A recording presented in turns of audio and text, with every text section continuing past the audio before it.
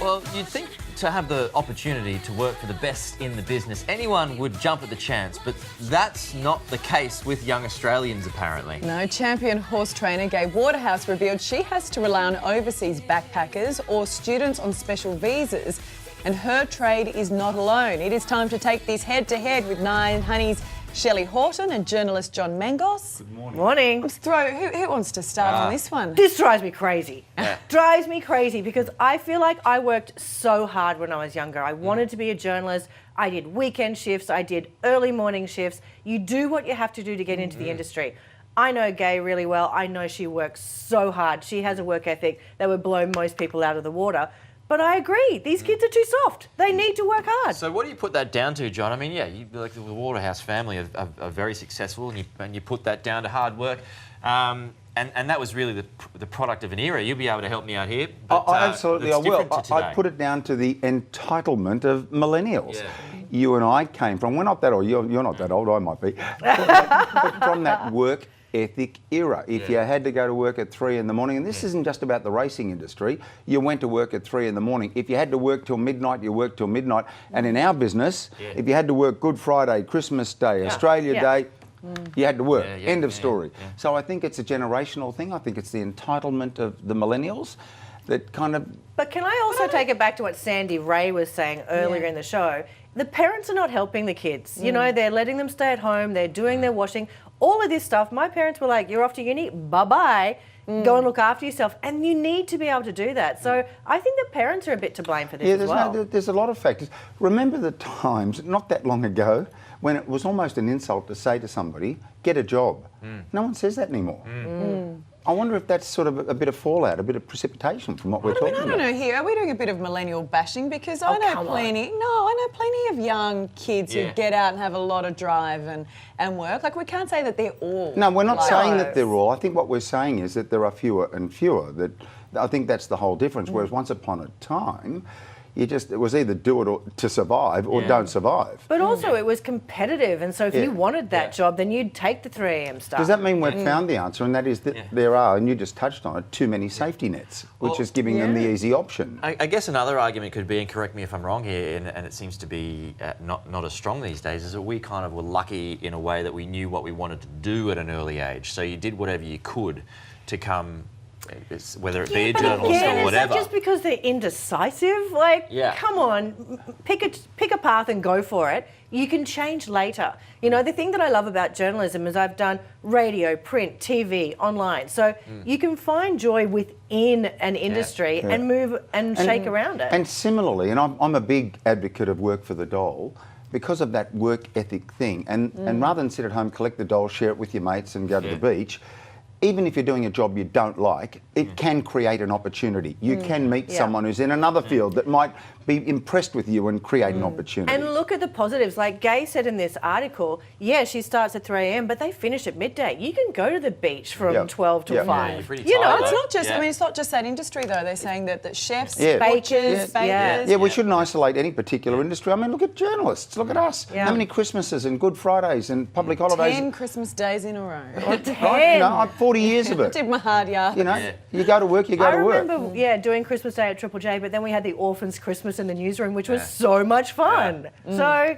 sometimes it's an upside to avoid your family. I wasn't doing it to avoid the family. I didn't have kids. I always felt that Christmas Day was always a great one for, if you've got kids, you want to be there with them. Yeah, for sure. So now I figure that I'm never working Christmas Day. And I remind them of those 10 Christmases I worked. You're a good mama. My first job, I was 12 years old and I was a stable hand for my auntie's racehorses in Cairns. did it? Yeah, I was up very early before I even went to school. And I got $2 a week for looking after the horses. Good morning to you, Auntie Mouse. $2 a week. But after a while, I saved enough money to get myself a Game Boy. So that was $90. And then so I worked all that time to get a Game Boy, and I was so excited about that. That's a lot of manure. Yeah. And then, and then your work ethic went down because of gaming. And now it's a different type of manure. A new survey suggests that there are ages when men and women start to feel invisible to the opposite gender as they believe they can no longer turn heads. So the Centre for Advanced Facial Cosmetic and Plastic Surgery conducted the research and found 46% wish they could turn back the clock to attract the same interest as they did in their 20s. I mean, Duh. I know, right? Look, I am all for it. So my face is more Botox and filler than actual flesh. So I've got no problem with, having some cosmetic tweaks. But I would say this is a survey done by a cosmetic industry. So of course they're going to say that. I don't think women are invisible at that age anymore.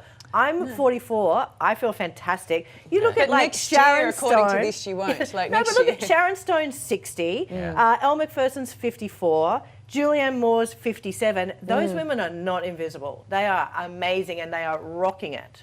Well, I mean, John, you've got a few more years on you than 47. I mean, I do, and I'm 3 or 4? Three or four? and not ashamed to admit it. And firstly, on women, and apparently it affects blokes as well. But I think women become more sophisticated, more elegant, and more desirable as they get older. And it's not the physical thing. I'm one of those, I think, in a minority of blokes that when I see a woman who's too Botoxed, too plastic surgery, I find that a huge turn-off. Whereas if I see natural elegance, you just mentioned some names. Sophia Loren, tell me she wasn't more beautiful when she was 35, 40, 45 than when she was 20, because she exuded the style, the charm, the sophistication. And she Raquel had Welch. the confidence. Raquel Welch Yeah. is another one. Yeah. And if they're naturally beautiful and intelligent, as we've seen these women are, 10 times sexier than a pretty young 20-year-old. And With I, the greatest of respect. Hey, if you're 20, I didn't mean that in a bad way. I meant No, that what you meant was get a job. 20-year-olds. Well, I had one of the producers on 60 Minutes say to me, male producer, that he believes that all men stop aging in their mind at 33. So every time he sees a mirror, it's like a physical recoil, because in his head he's still 33 and Then I got go it. past Jesus. There's a bit of a Jesus syndrome here. So you're actually quite right about that, because the last birthday I celebrated, I found myself admitting that I was 18 with 39 years experience. I've got some grey hair starting to come through, John, so I'm sort of looking for... I think you're a handsome man. But that's so I'm the looking thing. forward to embracing the I didn't grey, love it you know. when it Men first are silver happened, but you foxes. learn to live with it, and you've got to get comfortable in your skin. Because I'm just as grey as John is. I went grey at 18, and there's no way I'm going to be grey on air. Like, the best thing is the dye grabs my grey hair, and I get this That's cool, brilliant man. red. But Yeah. men, silver foxes, women, old hags. It's a contradiction But- when it comes to grey hair. But We're changing it, though. There is no fountain Slowly. of youth.